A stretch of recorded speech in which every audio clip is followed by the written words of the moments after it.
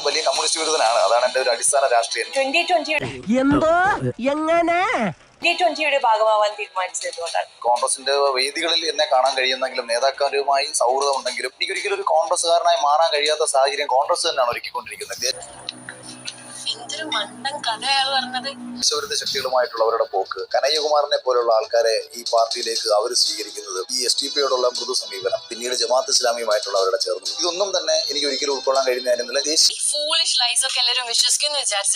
സ്വന്തം ഇഷ്ടത്തിന് തട്ടിവിടുന്നതാണ്. ബോധം നഷ്ടപ്പെട്ട ഒരു രാഷ്ട്രീയ പാർട്ടിയായിട്ട് കോൺഗ്രസ് മാറി. ശരിക്കും ആരാണ് വർഗീയവാദി? ഒരു മുസൽമാനായ യൂത്ത് കോൺഗ്രസിന്റെ ദേശീയ സെക്രട്ടറി പറയുകയാണ്, അമ്പലത്തിൽ പോകുന്ന മതവിശ്വാസിയായ ഭാര്യ ഉള്ളത് കൊണ്ടുമാണ് കോൺഗ്രസിലെ ഒരു വിഭാഗം പേർ തനിക്ക് സീറ്റ് നിഷേധിച്ചതെന്ന് പറയുന്നു. നീ എന്ത് തേങ്ങയാണ് പറയുന്നേ? എനിക്കൊന്നും മനസ്സിലാവുന്നില്ലല്ലോ. എന്റെ പേര് മത്സരരംഗത്തേക്ക് ചിലപ്പോൾ ഉണ്ടാകുമെന്ന് പ്രതീക്ഷിച്ചെടുത്ത് മുസ്ലിം സംഘടനകളിലെ ചില സംഘടനകൾ അഖിൽമാരെ എതിർക്കുന്നു എന്ന് കോൺഗ്രസിലെ തന്നെ പലരും എന്നോട് പറഞ്ഞു. നമ്മൾക്ക് വോട്ട് കിട്ടണമെങ്കിൽ, നമ്മൾ ജനങ്ങളിലേക്ക് ഇറങ്ങി ചെല്ലണമെങ്കിൽ, നമ്മൾ ചെയ്ത കാര്യങ്ങൾ ജനത്തിനോട് കൃത്യമായിട്ട് സംവദിക്കാൻ കഴിയണ്ടേ? ഇപ്പോഴും അതോർക്കുമ്പോഴാ ഒരു വിഷമം.